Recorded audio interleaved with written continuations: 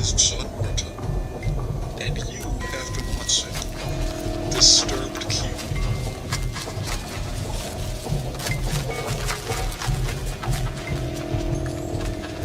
That holy mother...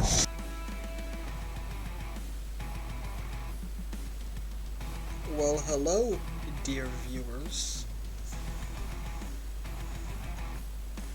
In my last video, I discussed why I think the Yautja would actually be terrible as hunters in real life. But today, I will discuss an even more overlooked detail. Why did the jungle hunter look at the scorpion like that?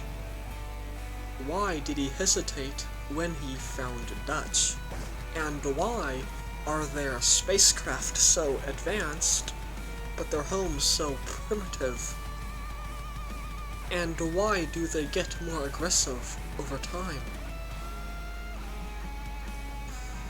This is the tragic story of the jungle hunter, and the dark truth about the Yautja.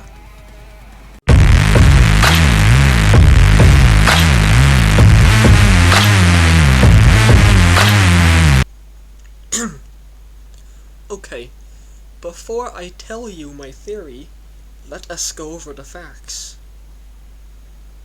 In the first film, the jungle hunter skins the first group of soldiers, but stalks the second group. When he comes across a dead scorpion, he studies it, and before each kill, he scans his target. But when he reaches Dutch, he hesitates. In the second film, the city hunter observes a war between the cartels and police. After studying both groups, he decides to attack the cartels. At the end of the movie, Lieutenant Mike kills the city hunter. The other Yautja hand him a human pistol, then walk away with their fallen brother. In Alien vs. Predator 2 Requiem, a nuclear bomb is dropped in Colorado during a war between a Yautja hunter and a xenomorph hybrid.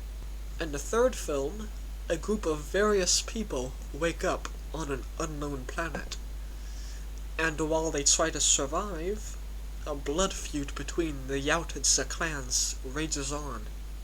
In the fourth film, another Yautja hunter returns to Earth to save the human race from an even larger Yautja.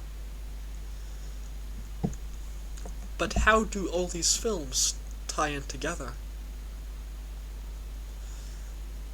Well, here's a story I came up with. Thousands of years ago, the Yautja discovered the xenomorph species. They soon decided that they would be good for hunting, like how man hunts ducks and deer. But they eventually messed up, and the xenomorphs went out of control. They killed out multiple civilizations, including the Yautja. You can see one of the civilizations affected in the first Alien film. So for the next few decades, the Yautja scoured the universe for any remaining xenomorphs. One of them checked Earth in 1987. The first group of soldiers he met were most likely hostile, which is why he killed them. So when the second group arrived, he stayed hidden in the trees. He observed them from a safe distance, looking for any signs of infection. But when he finds a dead scorpion, his heat vision causes it to look like a baby facehugger. So he comes to the conclusion that Earth has been compromised and starts hunting the soldiers. But when he gets to Dutch, he hesitates because he realizes that he's not infected. And when Dutch defeats him later on, the jungle hunter activates a bomb to wipe out any remaining xenomorphs in the area. He has seen what the xenomorphs have done to planets, and he doesn't want the same thing to happen to Earth. 10 years later, in 1997, a group of Yautja are sent to Earth to search for the missing jungle hunter. One of them reaches Los Angeles, where he stops to observe a war between the humans that reminds him of the war between his own species. He eventually determines the cartel group to be the aggressor, so he attacks them. He also takes out the other members of that group to help the humans. But Lieutenant Mike doesn't know that the city hunter is on their side, so he eventually kills him. And when the other Yautja see him, they do not attack, because they know that starting a war with the humans would only hinder them, as the Yautja species are already at war with themselves. Not to mention the xenomorph threat, but when the humans awaken a xenomorph queen, they are forced to return to Earth to neutralize the threat once and for all.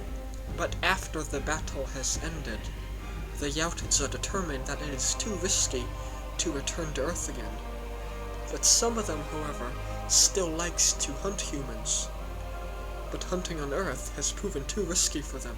So in 2010, a group of Earth's strongest fighters are brought to their own planet. But some of them disagree with this decision, so the ones that are opposed are tied to a stake. One of these rebel Yautja even tries to help the remaining humans escape. In the years following this event, the Yautja begin experimenting with cross-genetics to give themselves a better chance at survival against both the xenomorphs and the humans. And in 2018, the Yautja elders conclude that the humans will eventually destroy themselves before global warming does. So they send a hybrid Yautja hunter to wipe them out, which would allow the Yautja to claim Earth as their new home. Every time the Yautja have tried to help the humans, they ended up killing the Yautja. In 1987, 1997, and 2004.